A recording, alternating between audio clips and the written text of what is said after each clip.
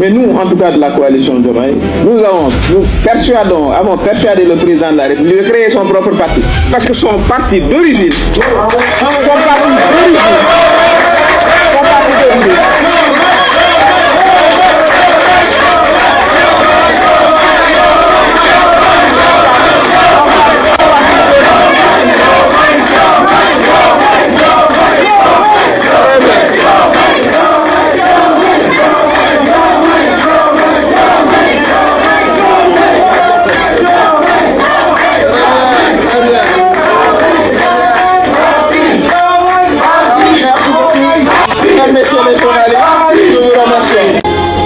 rester et poursuivre sa marche. Car il est plus difficile d'attendre sans faiblir que de céder à l'empressement d'un jour.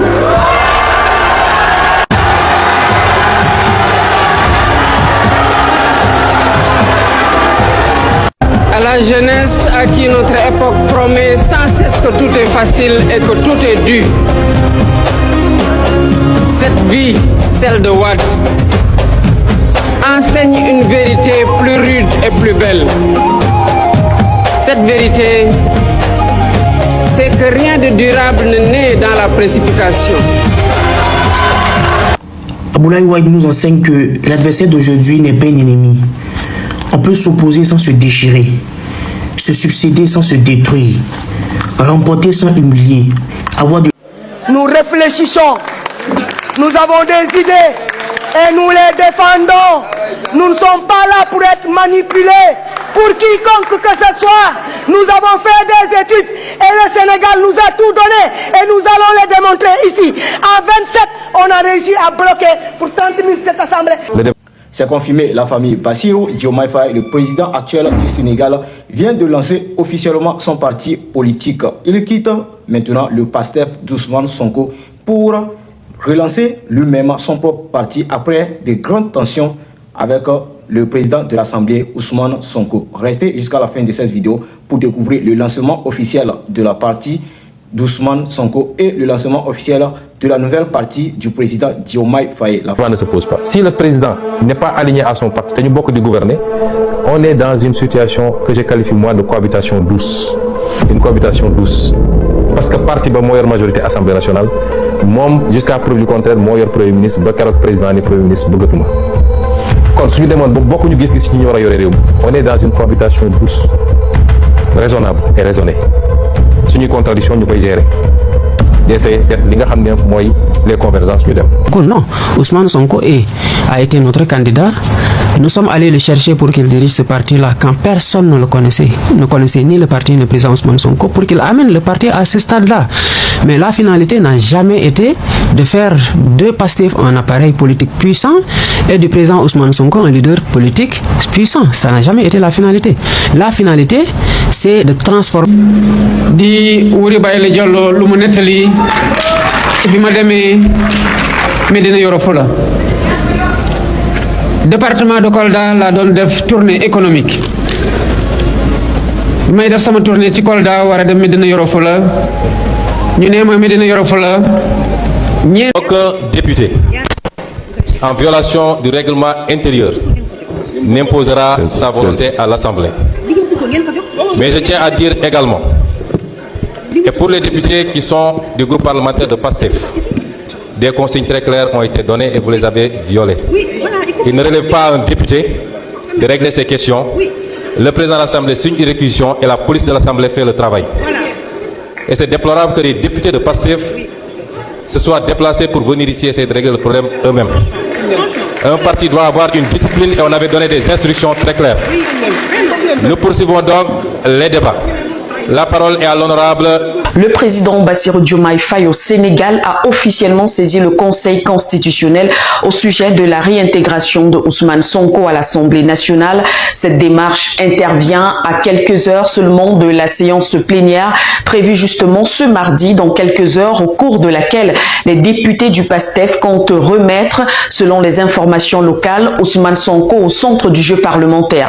En portant le dossier devant la haute juridiction, Bassirou Diomaye Faye semble vouloir vouloir obtenir un arbitrage juridique afin d'éviter que la crise ne bascule totalement sur le terrain politique. Eh bien, depuis le limogeage d'Ousmane Sonko de la primature, les événements s'enchaînent à un rythme inhabituel. Démission du président de Bassirou Diomaye Faye aurait pu, aux yeux de toute l'Afrique, montrer qu'un tandem qui incarne le même projet peut fonctionner. Mais il vient de démontrer, aux yeux de tous les Africains, que c'est un jouisseur. Il est intéressé par le... On a l'impression que M. Sonko brouille un peu les frontières entre la parole politique et la parole d'État, parce qu'aujourd'hui c'est un chef de gouvernement. Qu'est-ce que cela peut donner comme sensation, notamment aux populations, donc, notamment sénégalaises, mais également sur son positionnement au niveau mondial? Un homme politique ou un homme d'État? Non, moi je pense que le distinguo entre l'homme politique Sonko et puis l'homme avec ses visions, il est vite fait. Je pense que le monde entier aujourd'hui a une vision d'un Ousmane Sonko comme quelqu'un qui veut la souveraineté africaine. Maintenant, c'est quelqu'un qui est cru, et ça, je pense que... La réforme constitutionnelle que nous examinons aujourd'hui ne doit pas être analysée sous le prisme des passions politiques ou des intérêts partisans. Elle mérite un débat serein, objectif et exclusivement fondé sur son contenu. Permettez-moi d'abord de rappeler un fait essentiel. Depuis l'indépendance de notre pays, le Sénégal a connu plus d'une trentaine de constitutions nouvelles ou de révisions constitutionnelles. À l'exception des constitutions de 1963. Président de la République, Bassirou Diomaye Faye a annoncé la création de son propre parti lors d'une rencontre au Palais de la République, marquant une rupture avec son ancien allié Ousmane Sonko. Cette initiative pourrait redessiner les équilibres politiques du pays et transformer le paysage de l'ancien PASTEF.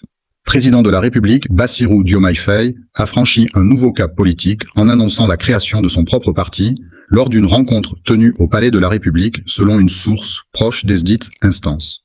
Une initiative qui intervient dans un contexte de profonde tension persistante avec son ancien allié et ex-premier ministre Ousmane Sonko, figure centrale du PASTEF. Cette rencontre politique a rassemblé plus d'une centaine de maires venus de différentes collectivités territoriales du pays, traduisant une volonté d'ancrage territorial et de structuration d'un nouvel espace politique autour du chef de l'État. Une annonce qui tombe alors que la relation entre le président Bassirou Diomaye Faye et Ousmane Sonko s'est considérablement détériorée ces derniers mois. Après avoir incarné un tandem politique historique ayant conduit PASTEF au pouvoir en 2024, les deux hommes évoluent désormais dans une dynamique de rupture, marquée par des désaccords sur la conduite de l'action gouvernementale et la gestion du pouvoir exécutif. Depuis la dissolution de l'attelage gouvernemental initial et le départ d'Ousmane Sonko de la primature, les divergences se sont accentuées, alimentant une recomposition progressive du paysage politique autour des deux anciennes figures de proue du projet PASTEF. Ainsi, la création d'un parti par le chef de l'État apparaît comme un tournant majeur, susceptible de redessiner les équilibres politiques nationaux et d'ouvrir une nouvelle phase de recomposition des forces issues de l'ancien PASTEF. Maintenant, nous allons découvrir quels sont les faits et pourquoi. Qu'est-ce qui a entraîné jusqu'à présent le président Diomaye Faye à créer lui-même son propre parti politique. Qui sont ceux qui sont derrière lui? Qui sont ceux qui le soutiennent? Qui sont ceux qui lui ont donné l'idée d'aller créer son propre parti politique? Qu'est-ce qui n'a pas marché avec le PASTEF? Ousmane Sonko qui a toujours mis de la pression à Diomaye Faye. Diomaye Faye a raison ou c'est Ousmane Sonko qui a raison? La famille, restons jusqu'à la fin de cette vidéo pour découvrir les faits complets. Il y a un homme qui a offert son fauteuil présidentiel à un ami. Aujourd'hui, ce même ami vient de lui arracher, pièce par pièce, tous ses pouvoirs. Et personne, absolument personne, n'a rien vu venir. Ce qui vient de se passer au Parlement sénégalais dépasse tout ce que la fiction politique aurait pu inventer. Des députés qui s'empoignent en pleine séance plénière. Une femme bousculée devant les caméras. Des hommes qui germent, qui se tirent, se poussent, presque comme sur un ring de catch en plein cœur de l'Assemblée nationale. Et derrière cette scène de chaos filmée par tout le pays, une guerre silencieuse, bien plus dangereuse, qui se joue depuis des mois entre deux hommes qui, il y a encore 2 ans, étaient inséparables. D'un côté, Ousmane Sonko, l'ancien Premier ministre, l'homme que des millions de Sénégalais considéraient comme le sauveur du pays. De l'autre, Bassirou Diomaye Faye, l'actuel président de la République. Et entre les deux, une histoire d'amitié, de confiance absolue, puis de rupture, qui est en train de redessiner l'avenir politique de tout un pays. Pour comprendre comment on en est arrivé là, il faut remonter en arrière. Sonko et Faye se connaissent depuis longtemps. Ils ont traversé ensemble les mêmes épreuves, travaillé côte à côte au sein de la même administration, avant de fonder ensemble le parti PASTEF.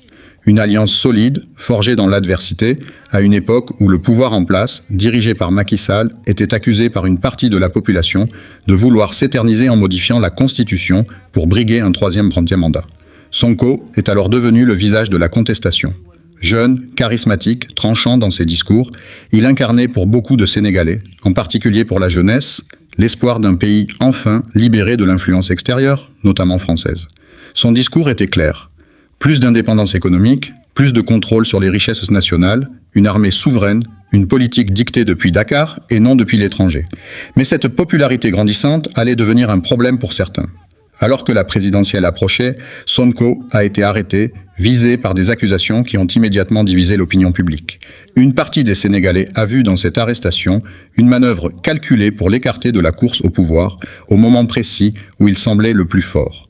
Beaucoup ont évoqué une influence venue de l'extérieur, cherchant à empêcher l'arrivée d'un dirigeant jugé trop indépendant. Se retrouvant privé de sa liberté à quelques mois du scrutin, Sonko a dû faire un choix stratégique décisif.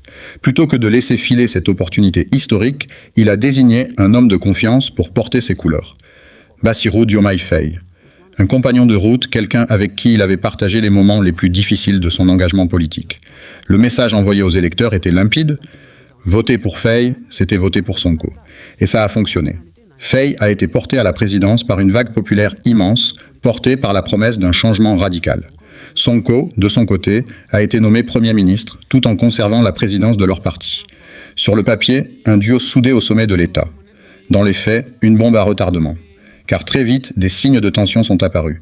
Faye, désormais chef de l'État, a entamé des rapprochements avec la France, rencontrant Emmanuel Macron, multipliant les gestes diplomatiques que certains ont interprétés comme un recul par rapport aux engagements pris pendant la campagne. Pour une partie de l'opinion, l'homme qui devait incarner la rupture semblait, petit à petit, revenir vers les schémas anciens.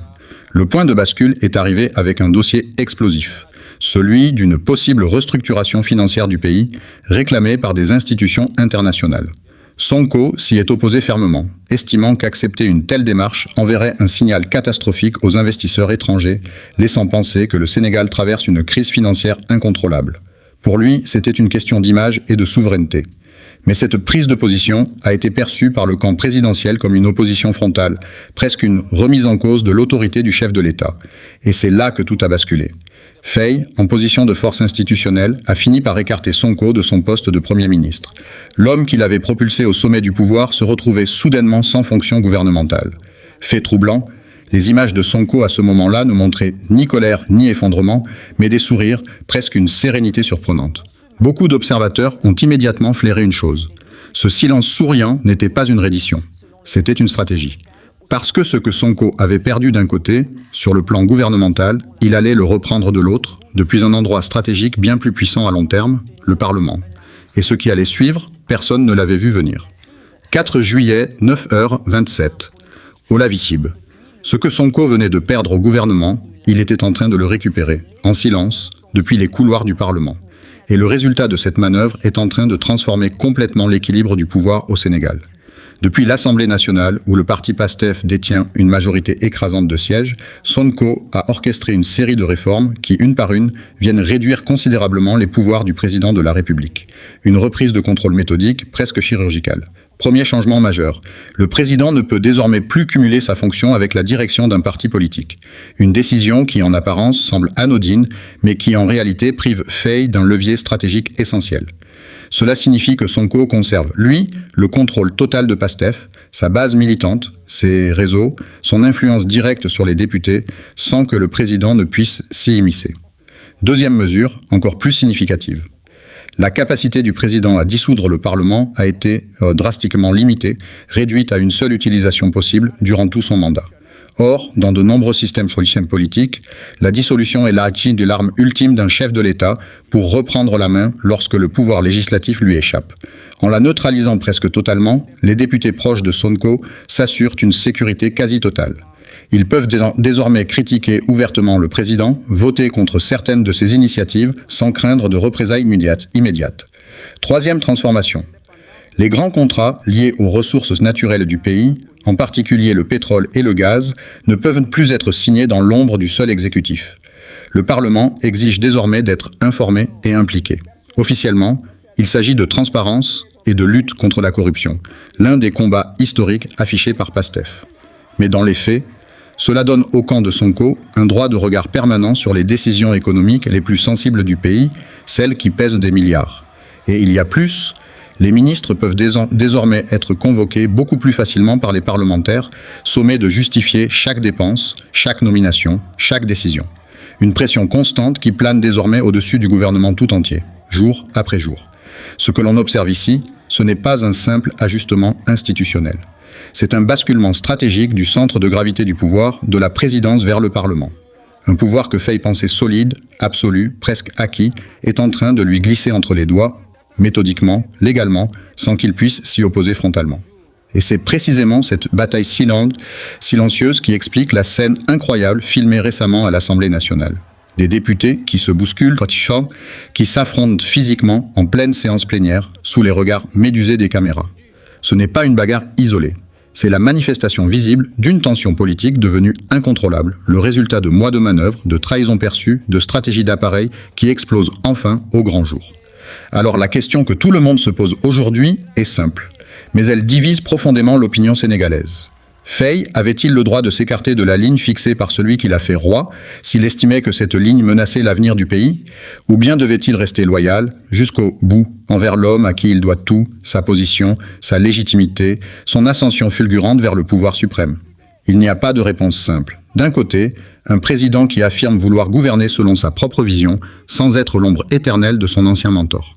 De l'autre, un homme, Sonko, qui a construit patiemment un contre-pouvoir capable de rappeler à tout moment qui détient réellement les clés du parti qui a porté toute cette génération au pouvoir. Une chose est certaine, ce qui se joue actuellement au Sénégal n'est pas un simple différend entre deux hommes. C'est un test grandeur nature pour toute une nation qui doit désormais choisir entre stabilité institutionnelle et fidélité politique, entre le président élu et l'homme qui l'a fait élire.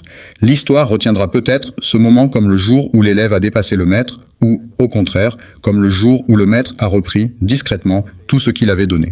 À vous de vous faire votre propre opinion. Et surtout, dites-nous en commentaire.